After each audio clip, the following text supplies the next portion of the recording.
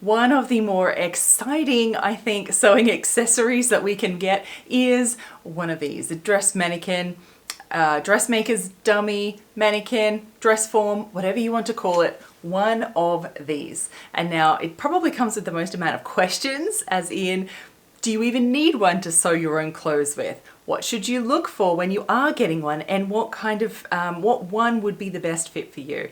I just happened to get a brand new Dolly over here, so I thought it would make a great time to talk through all of those questions to figure out if one is right for you and which one might be right for you.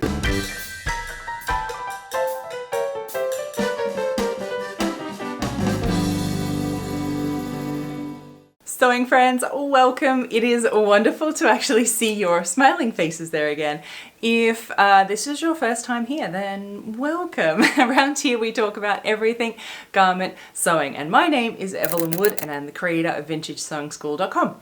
And well, one of the things that we get asked about a lot is the dressmaking, like, do you need a mannequin to even sew with? So we are going to cover all of those topics today. What, if it's necessary, what are the things you should look for? What are the other things, like maybe the necessary things and the nice things to look for, and what might be a good fit for you in the space, in the budget, etc. that you have, and how do you get it to your size, right? We're going to talk all through those things. So I was lucky enough to actually get a new Dolly. It was very much time for me to get a new one because, well, first of all, I call all of my mannequins Dolly. I always have. I love the idea of having them all named individually in different cute names, but for some reason Dolly just stuck and they're all Dolly. This one, however, is now, my old one is getting called Eileen because I think you know why. It was definitely time for an upgrade. I've had this for years and years and years.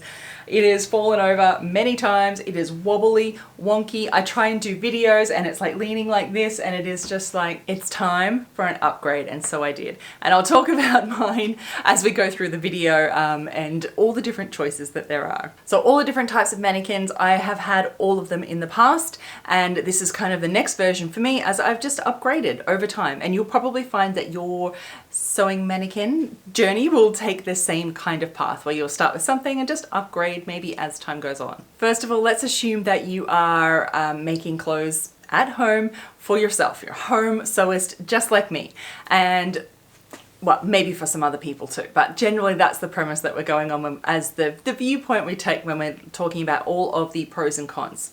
Now, the number one rule, well, first of all, number one rule comes in first after the question, do you need a mannequin to make your own clothes at home? No, absolutely not. You do not need a dress mannequin, a dress form. You can absolutely sew clothes without it. Your body is a great fitting tool to see if it fits on yourself, right? You just put it on and you fit. A mannequin, even when you pad it up to exactly your own proportions and size and everything, it is still only a body. Like, it's never a body double, it is just a sewing aid to help you fit and pin. You'll always want to put it on yourself still to actually put it on, because your mannequin is not going to raise its arms and tell you it's too tight. It's not going to bend over and tell you it can't. It's not going to tell you that this seam is all feels funny and wonky underneath here. You understand, right? So you're always still going to want to fit it on yourself, even if you do have the perfect mannequin that is exactly your size. So keep that in mind through the whole thing. It is not necessary. This is an upgrade tool that is an aid to your fitting journey, something so that you can put it on the mannequin and then step back and look and see the design and help you, further pin stuff, because it can be tricky to do on yourself. So you can help pin and aid, and it is an aid for sewing. All right, now I'm glad that we got that one covered. Okay, so let's talk about the different types of mannequins there are and what they might be good and good not for. Keep in mind, we'll go into sizing and things like that in a little bit, but generally any of these mannequins, any of these types of mannequins, you're going to pad it up to be your size and shape. Well, if you can, you will want to do that, because you'll never find one that is exactly your size, exactly your shape. That's just not going to happen. It's never happened for me, and I doubt it will happen for you either. This one here that I've had for a very long time is actually all underneath this. This is the cover I've put over the top because this is like padding, there's bras under here, there's all sorts of things happening under here to make it what I call a me mannequin that is just me. My students in Vintage Sewing School have great fun making their own me mannequins in the workshops that we have there, and it is quite good. So keep in mind that you will be wanting to do that. You'll never find one your correct size. So let's talk about the different types of mannequins. I'll say the first one is a, like the hard plastic mannequin that you see in shops. Might often have a head, arms, legs, etc. These are usually used for shop displays. This is not what you want. You don't want one of these kinds of mannequins at all because it won't fit any of the criteria that we're about to talk about later on. So that one's definitely out. We're not looking at those ones. The next one that you might see is a sort of more foam, short-waisted shop display type mannequin, i.e. exactly what this one is. Now this one here is a little bit shorter. I've got some extension padding down through here to make this longer because reasons we'll talk about.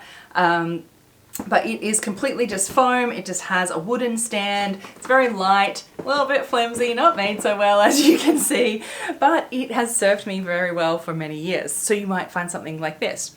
There is also the kind of mannequin that is the adjustable sewing mannequin. There's very often sold in sewing shops, where they all have the different sections and they all come apart, and so you can adjust the size. They sound really great, but might not be quite as good because, trust me, if there's any gaps in where all the holes are, holes in when you're trying to fit and put clothes on is terrible. Even if it's adjustable, you want to cover it so that there's no gaps in where you're like fitting the clothes in and everything. So in my mind, I mean, if you can get one, great, but you're still going to cover it and pad it up and etc, etc. So that's the other kind that is the adjustable form. And then you have more like what you would probably know as more your professional dressmakers form, where it is completely pinnable. You've often got these cages around the bottom. They might come with arms, they might come with collapsible shoulders and all sorts of fancy things, seam guides and all sorts of things, and we'll talk about all those features in a minute. So just to recap, you're probably looking at 3 different types of forms and they all have their use. The sort of foam shop display, the adjustable sewing mannequin, and your more professional dressmaker's form, yeah? Let's talk about the main points, the absolute non-negotiables that you want to look for when you're looking for a mannequin. And these are the non-negotiable ones. There's lots of fancy things, but these are what you really want. You want it to be pinnable. So that means that you can put a pin into the mannequin and it will stay there. Now there are many reasons, because you'll want to drape things, put the pins in and hold them, and all sorts of numbers, but it wants to be pinnable. And so how pinnable it is will depend on maybe the type of form. So we'll get to that in a moment and talking about this one. It might be foam and pin all the way through, or it might have a hard core but it's vertically pinnable, which is still all fine for different reasons. And we'll get to those, but it needs to be pinnable. You'll also want it to be a little bit smooth surface so that your fabric will stay but not be too sticky, because if it gets stuck to there and you can't move your fabric anywhere, it's impossible to use. And likewise, if it's super too smooth and slippery and your fabric just falls off all the time, will be a nightmare to use too. So you want it to be just a nice sweet spot where it will kind of hold itself, but you can still move the fabric over the cover really nicely. And then you want it to be smaller than yourself, because as I said before, any of these mannequins are not going to be your exact size, and you'll want to pad it out to your size and shape. And so you need it to be smaller than all of your measurements. But the one measurement you do want to really look at is the length. I would say that this is the most important measurement to really look at, being the closest to you. And that means like shoulder to bust line to waistline to hip line, right? So particularly here and here, these ones are really hard to change. So when you're trying to pad this out yourself, it's really hard to kind of try and pad out your bust either higher or lower, because you have to scoop in a new shape, or the same with your waistline. So that is harder to navigate. So if you can find one that is closest to your lengths, that will be easier, because going padding out this way is really easy, but lengthwise is more tricky. Okay, what are some of the extra features that you might like? Some of them are a collapsible shoulder. So this is very common with the professional dressmaker forms, that the shoulders push in so that you can actually pull over the top of the mannequin tight-fitting clothes. Like this one, there's so many things I can't actually fit on this because they won't go over the shoulders, where that is one reason, and I'll get to mine in a second, that I chose this one. It's not necessary, but it is a nice feature. Having something on wheels might be a really nice feature for you as well.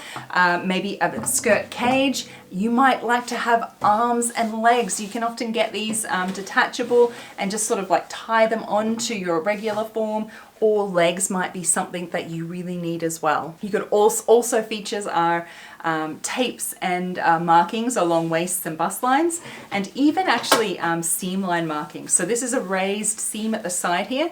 So when you have fabric over the top, you can actually feel that bump underneath, and it helps you then draw and guidelines, etc. So these aren't necessary items, but they're just nice to have extra things that maybe they're what you're looking for or not, and put into your own consideration. Now, let's talk about what might be appropriate for who and what types. But first, I'm going to talk you through what I was looking for when I got my lovely new dolly here. Now, my dolly here is very generously gifted to me by JK Trading. It was one of those very serendipitous moments that I told you about Eileen over here. It's like way overdue time for a new mannequin for my studio here. And I was looking for one, researching for one. And if you're in Australia, this is going to be very good news for you too, because often the shipping is quite difficult with something this big. So I actually had two websites up on my screen for about a week. One of them was JK Trading's This Mannequin. And it just so happened that very same week that they reached out to me to see if we wanted to do a collaboration together. And of course, I was like, well, absolutely, because I was pretty much going to, like, it was on my hit list. So I only like to promote things that I obviously have used and know myself, and I can genuinely say that I have. So when I was looking for my new mannequin, I wanted to upgrade from this one here. So I was personally looking for a pinnable, of course. I was looking for aesthetics. I wanted it to have a beautiful cast iron base on wheels so I could actually maneuver this around. Oh, this is so handy. And I wanted to have the collapsible shoulders so I could put tightening fitted garments on, and I wanted an arm because you can start to see what kind of a difference it does make to have the arm in here when you're looking at it on your dress form. So this one here just kind of vanishes into nothing and it's a bit hollow, whereas this one you can actually see where it's hitting your shoulder line, you can see under the arm, and it just gives it that fullness, etc. And particularly it gives it the roundness of a shoulder as well, and it just is, gives you a nicer, more accurate fit around the arm. So it was something that was on my list, and of course I was really looking for all the other things, and I'm going to pad her out to my size and make a me mannequin out of her, I think. Now, a word on the pinnableness. So this one is pinnable, yes, but because this one, I decided to go with the collapsible shoulder version. It is vertical pinnable, not horizontally. So it's made of fiberglass inside because it needs that structure, like something solid, to actually have collapsible shoulders, right?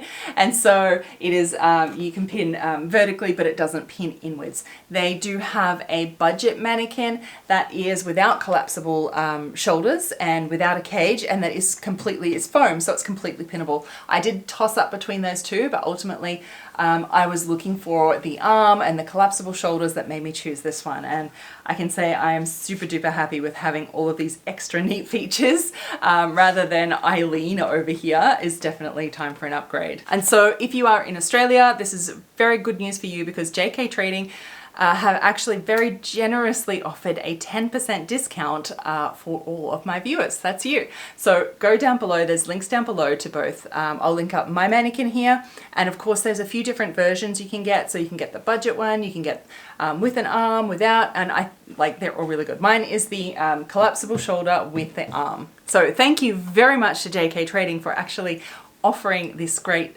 discount for you, an opportunity to get yourself a really, really great professional dressmaker's mannequin. Use the code EvelynWood10 at the checkout to get that discount. So let's collate all this information and put it into where should you start? What kind of mannequin or what version might be good for you at your different stage?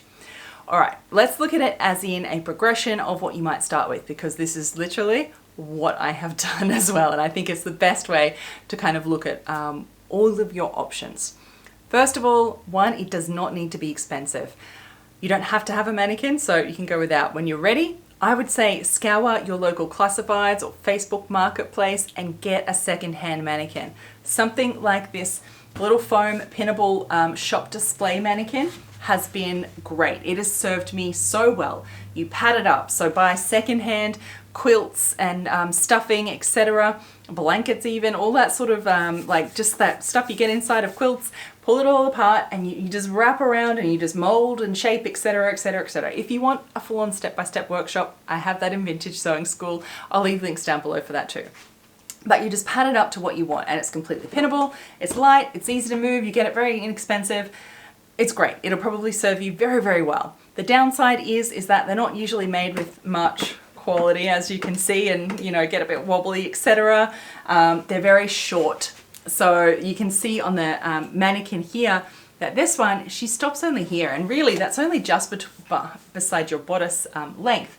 And so it can actually be quite difficult to do pants, skirts, anything with like your hips, and I've tried my best to really add extra through here to actually get the butt section, because I'm quite curvy. So that was quite difficult to really do. And of course, if you want to move it, you have to literally like pick her up and move them around. So you can do exactly the same thing with maybe an adjustable sewing mannequin too, which are widely available. Second-hand, get one. Just requires probably a bit more padding because you want to fill those gaps, etc. Second-hand equipment to pad it all out, put a nice little sort of, make a cover for it, like a tight t-shirt even over top will do the trick, just to make it look pretty as well. And that will probably be fine. It's more in the effort to padding it up than it is the base mannequin that you've got. Just go for those essential tick, tick, tick items that we talked about and you'll be fine.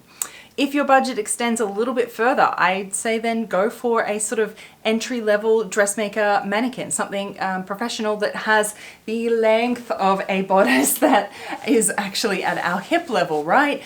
And is a nicer cover, which will be smoother and nicer to use.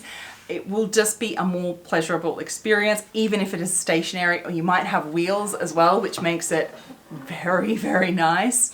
And then if you're looking, like if your budget extends further and you just want to go the whole way, maybe something like this is exactly what you want, with collapsible shoulders to put those tight garments on all the time, with this, the arms. Maybe if all you do is pants or swimwear or something, you want a mannequin with legs, so you get one of those full body professional ones with legs as well. Just those different options there. But again, it's really about still, no matter which version of those mannequins or dress forms that you get, the real key in using it well is padding it up after that to be your shape and size. And it doesn't have to be as difficult. Putting on a bra and filling it up often works wonders. A little bit of padding around just the areas that, you know, maybe you're bigger, smaller in those parts, you know, to get a bit more shape happening. And then a little tight secondhand t-shirt on top, something cotton, something that slips a little bit, might be easy peasy. Or you can go the whole hog and really make it your me mannequin, where it is, you know, a copy of your body that you can really use to put on garments and really pin and make it useful. But remember, it does not replace your body for trying it on. It's only an aid for sewing and not a body double. I would love to know, do you have a great dress form? Let us know in the comments below, because different places, it's always hard to get different ones, so let us know. And if you have any tips on your dress form that you have, love to know those in the comments down below too. So remember, read all the comments, because someone just might have some juicy information for you to help you in your location or something with your mannequin as well. So my dear friends, do check the description box for that generous discount from JK Trading if you can get your own mannequin just like this one or a different version. And until next time, my sewing friends, happy sewing. Bye.